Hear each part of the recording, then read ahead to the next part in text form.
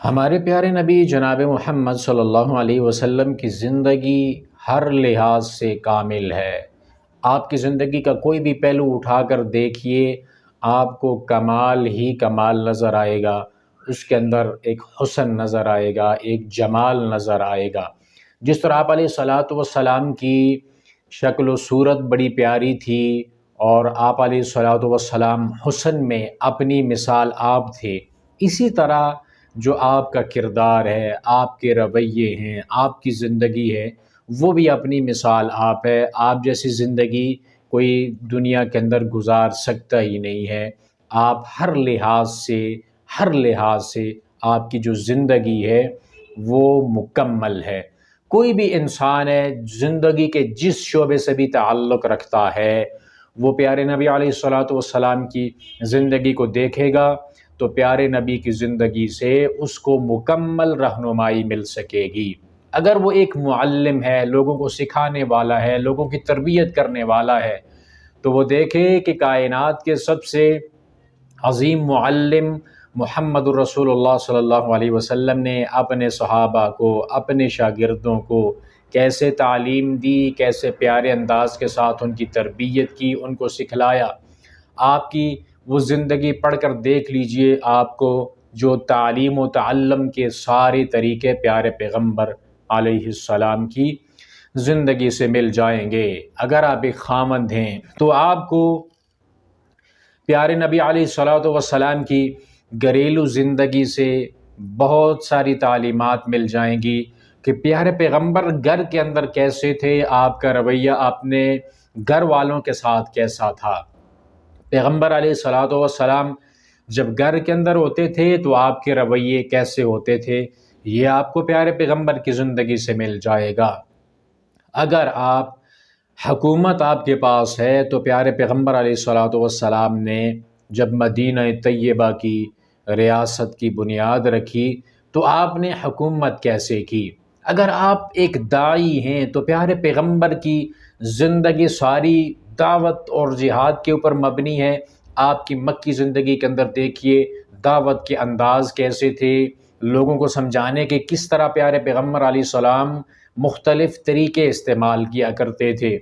اور لوگوں کی نفسیات کے مطابق، ہر علاقے کی نفسیات کے مطابق پیارے پیغمبر علیہ الصلاۃ والسلام کی دعوت کا انداز کس طرح الگ الگ اور نرالا ہوا کرتا تھا کہ آپ کی دعوت کو جو اگر قبول نہ بھی کرتا تو آپ علیہ الصلاۃ والسلام کی بات کا انکار کرنا اس کے لیے ممکن نہ ہوتا۔ وہ یہ ضرور اقرار کرتا کہ یہ جو محمد صلی اللہ علیہ وسلم ہیں، ان کی باتوں کے اندر ذرہ برابر بھی کوئی شک نہیں ہے۔ انہیں اس بات کا یقین ہوتا تھا۔ نہ ماننے کی بڑی وجوہات ہوا کرتی تھی، کسی کو اپنا جو اس کی عزت تھی، یا جو اس کے باطل خیالات تھے، یا جو اس نے زمانہ جاہلیت کے اندر لوگوں کے درمیان ایک اپنا اس نے مرتبہ، ایک مقام بنایا ہوا تھا، وہ حلقہ احباب کھو جانے کا ڈر ہوتا تھا اس کو۔ مختلف وجوہات کی بنا پر وہ انکار کر دیا کرتے تھے، لیکن پیارے پیغمبر علیہ السلام کے انداز سے کسی کو کوئی یہ عذر نہ ہوتا کہ آپ علیہ الصلاۃ والسلام کا جو انداز ہے وہ درست نہیں ہے۔ اگر آپ پیارے پیغمبر علیہ الصلاۃ والسلام کی زندگی کا کوئی بھی پہلو اٹھا کر دیکھیں گے تو ہر لحاظ سے اس زندگی کے پہلو کے اندر ایک حسن ملے گا۔ اگر آپ ایک طبیب ہیں اور لوگوں کا علاج کرنا چاہتے ہیں تو پیارے پیغمبر علیہ الصلاۃ والسلام کی زندگی کے اندر آپ دیکھ لیجئے آپ کیسے علاج کیا کرتے تھے۔ بیمار جسموں کا علاج پیارے پیغمبر علیہ السلام نے بھی کیا ہے، کس یقین کے ساتھ کیا ہے کہ ایک آنے والا آیا، کہنے لگا اللہ کے نبی میرے بھائی کے پیٹ کے اندر درد ہے۔ آپ نے فرمایا اس کو شہد پلا۔ اس نے شہد پلایا، کہنے لگا واپس آ کے کہ اس کو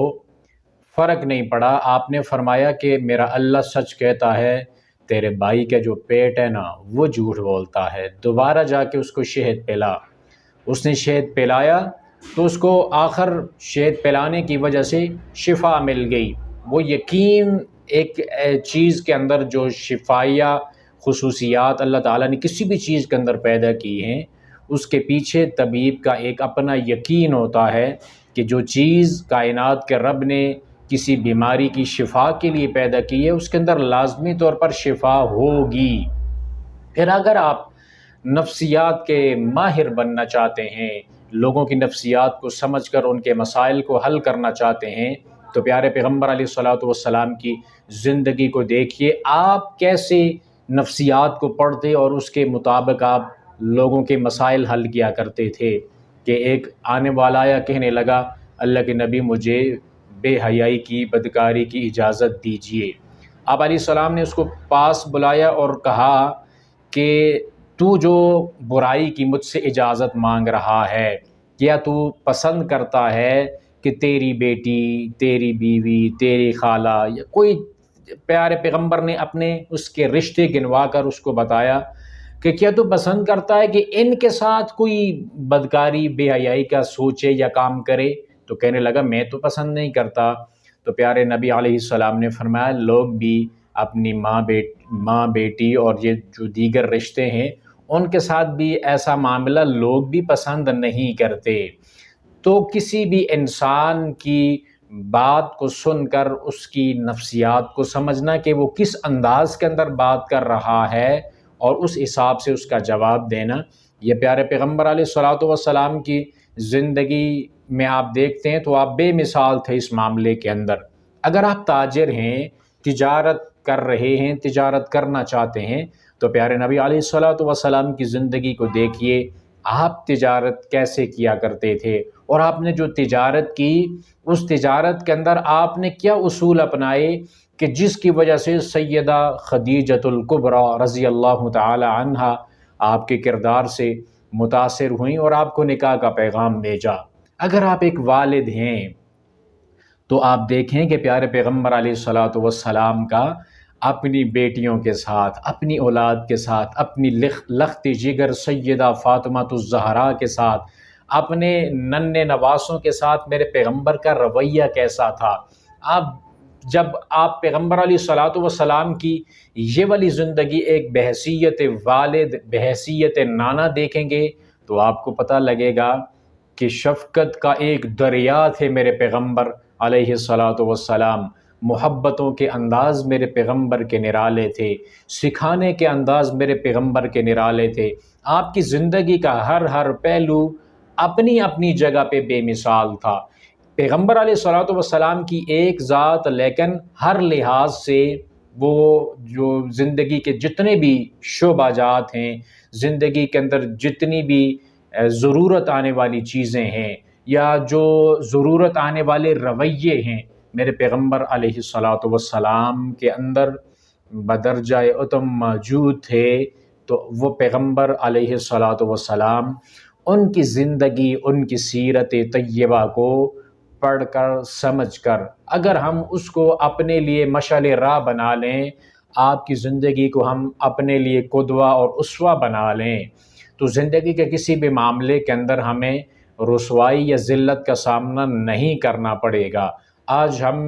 نبی مکرم صلی اللہ علیہ وسلم سے محبت کے دعوے بھی کرتے ہیں، لیکن آپ علیہ الصلوۃ والسلام کی سیرت طیبہ کو نہ تو پڑھتے ہیں، نہ اس سیرت طیبہ کے اوپر ہم غور و فکر کرتے ہیں،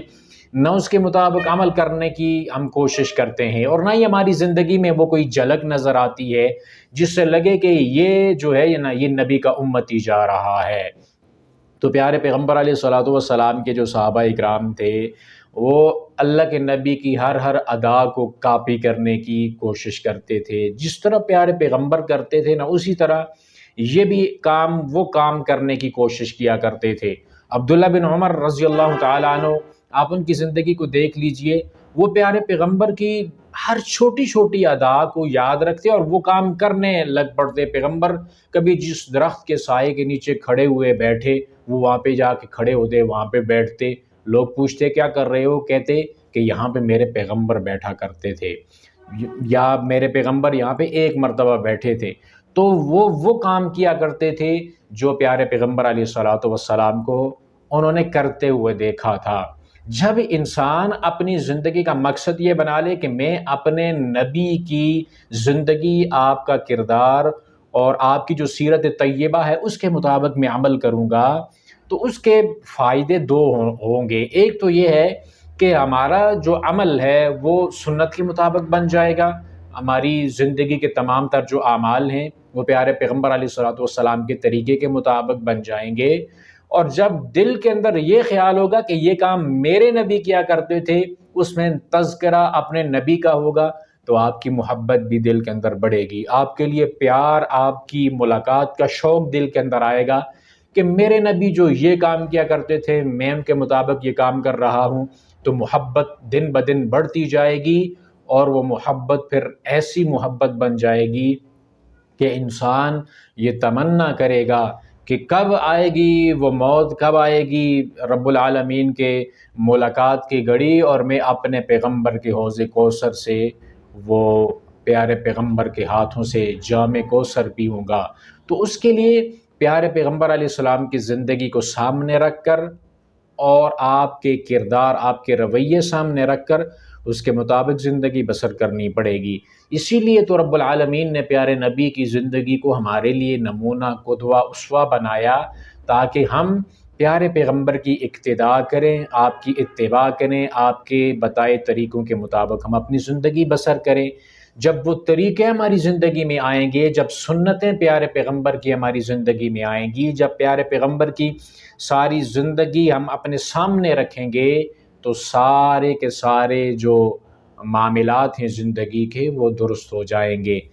پیشاب کے طریقے سے لے کر جہاد فی سبیل اللہ اور نظام مملکت قائم کرنے تک کے جتنے بھی